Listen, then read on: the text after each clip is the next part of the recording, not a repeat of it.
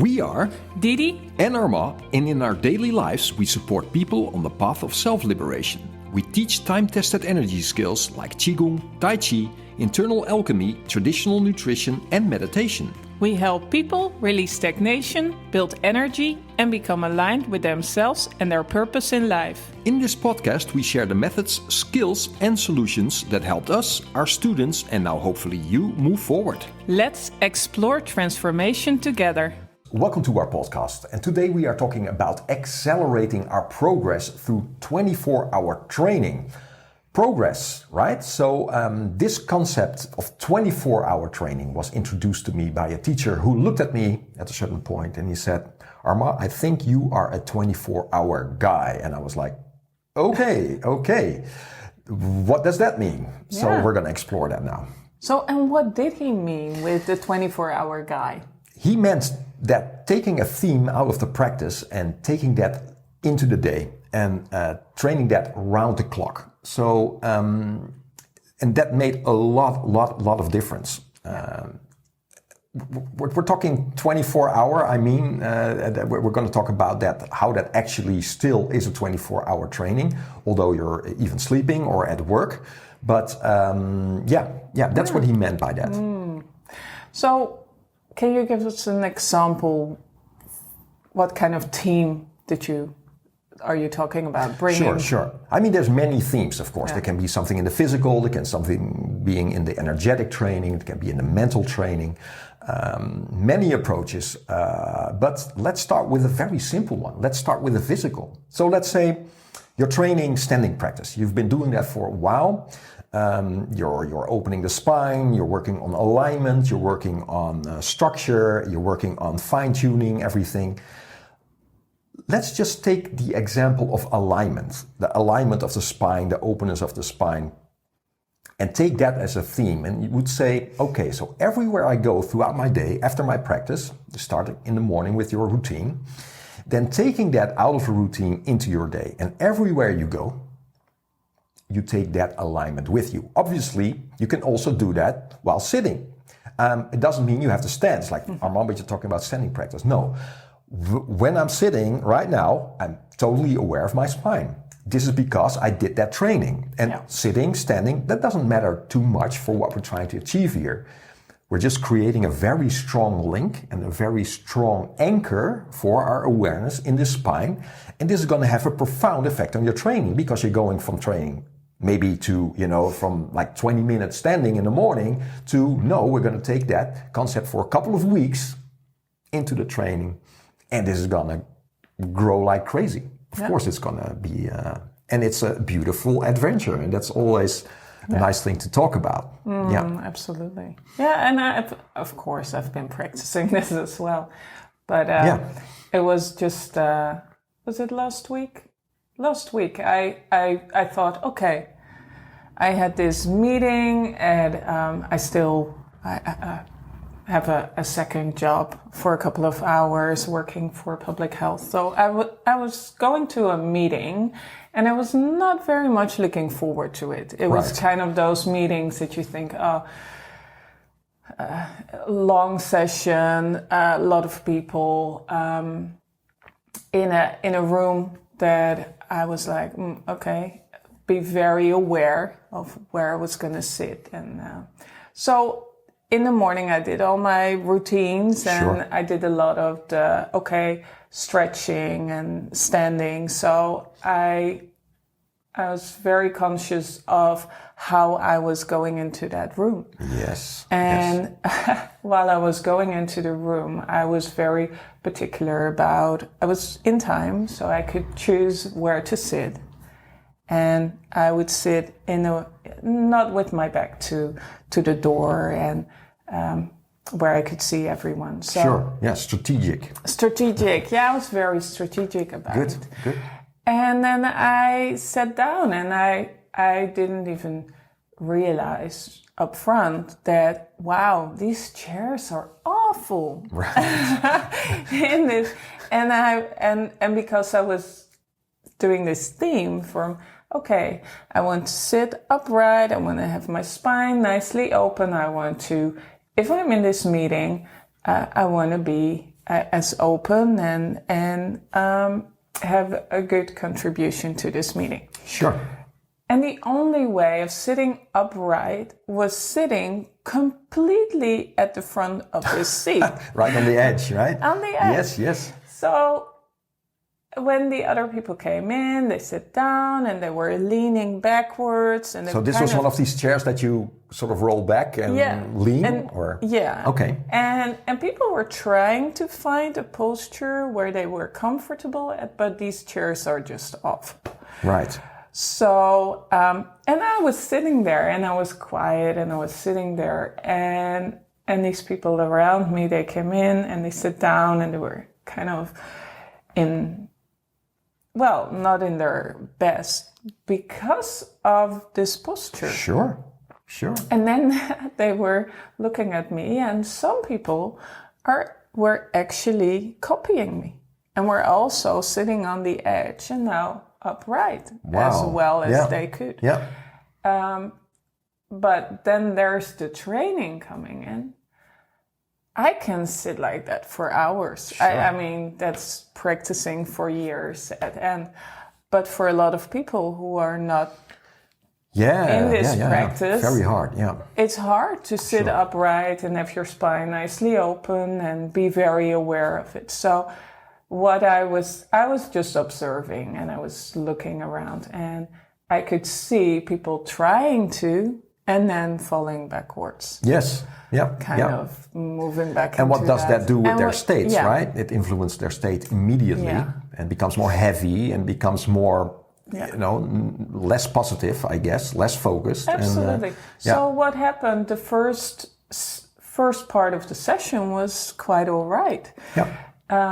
But then when it progressed, it got kind of blurry. And I was like, oh, do I still want to be in this meeting? Right, yeah. And you decided no. And I decided not to. Well, this is a big thing for me, but taking that theme into the next step, I was like, so there was a break. And there was another hour of this. But there was also another, I got a call and there was actually something else going on. And I kind of had the choice to stay or to go. And I decided not to stay. And actually that was a good thing because there was nothing going on in this meeting. Yeah. So that was, for me, there were a lot of learning points there. Absolutely, and the link between the openness of the spine and the influence that has on your state, on your focus, on your. You said the word stillness. You were sitting there, focused and aware. This is everything. This is really, really, really something that once you start applying this or implying this in your day, and you do that for a couple of weeks, everything starts to change. Because it not only affects you, you will also feel it affects other people. It's like what you said, people might start, I would say, mirroring you. Yeah. They feel a certain openness, a certain lightness around you that they would like to copy because, I think a lot of people are sensitive for that and want to feel that way as well. Because you're way more effective in this way. I mean, your mental body, your astral body, your physical center, your lower dungeon, it's all aligned. Yeah. And this is where a lot of power comes from. Yeah. And so it's amazing. And so for me, this was a win situation. I got it right. But there were so many other times where I didn't get it. Where I started out with that kind of, okay, I did my routine, I'm taking it with me, I'm gonna be centered and still, and I'm gonna have this a good contribution to this meeting, and then you're kind of getting into the room. Maybe you're a little bit later, you don't have that great position. There is other energies in the room that kind of pull you back. Yep. Or think about birthday parties. They have the tendency also to people drinking alcohol and having that kind of influencing their state and then and see the changes happening. Yeah, And then sometimes when you're not so aware of it, you might fall back. Yeah. And that's where, this is where your learning starts. This is where the training starts. How long does it take before you realize, wait a minute, something's changed in my spine, and there's a situation I'm in. It's influencing you in this way that you sort of start losing that connection. Now the training starts really, because now you say, go back, open the spine again, as good as you can, and this is where you really start training the muscle. It's coming back. It's coming back. Yeah. The relationship between standing practice and this is something that might not be that obvious for when you're just starting with this. But this is, I guess, you have to really look at why are you doing all this internal training and what do you hope to get out of it? Well, it's the conscious body control throughout the day that is gonna influence your state, and your state is going to determine the choices that you make and the decisions that you make and how effective you are in situations. So you could say the relationship between your standing practices in the morning and taking this approach with you into the day is going to determine if you are going to be successful or not in your life, whatever that means, right? But you as an effective human being. So this is something that is so important. It's everything, yeah. And we're talking a lot about body conscious now. Sure. But it really gets interesting when you're talking about Qi. When you're Absolutely. talking about, going into... the energy body. Energy right? body. And you feel that you're kind of... You're in a different... frequency. You're tuned into a totally different frequency, yeah. And with that... you influence the room much more. It has a lot more impact when you're in that state. And that's beautiful. So think about that, right? So let's say you've been doing your physical thing for a while, you take that with you throughout the day. This means it creeps in your subconscious as well. So that's being sort of digested in your sleep, so that when you wake up, there's just more awareness. There's a strong link. There's a strong anchor to that. You've been doing that for a while, and you notice that there's a certain constant awareness around this. The next stage could be like you focus, like you say, on the energy field around you, right? Your energy body, and you take that awareness with you also in situations with other people, in traffic, wherever you are. And now what happens? Yeah. Now what happens? It's fantastic, you know? So instead of being that, like I said in the beginning, like just a little part of your day and then you just go in your day. No, make a very conscious decision to take that state with you. You go after your training, you go into the shower, you take it with you, you do your breakfast, you hop on the subway, you come into the office, or whatever it is you're doing, or you're running, or you're walking the dog, you're talking to your mom, you're going into a birthday party. Take this approach with you, and what changes? It's unbelievable. Yeah. You experience everything from a much deeper awareness. I mean, the physical connection is already very still, like you said, and focused. When you go into the energy body, it softens even. So there's more relaxation. There's a deeper kind of stillness. Is that even possible? Yes, it is. Just try it. Yeah.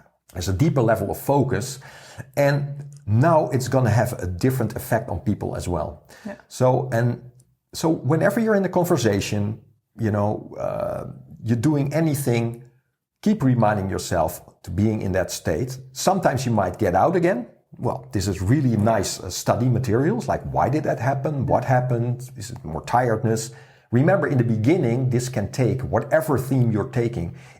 This is going to cost a little bit of extra energy as well. Absolutely. Right? Because, And sometimes you're in a situation and afterwards you're more like, oh man, I forgot all about it. Yeah, which is fine. Don't be hard on yourself here, right? You're learning. And then sometimes, and especially when you're in a hard situation where you're totally sucked dry, as they call it. Exactly. and you're thinking, oh, where did my energy go?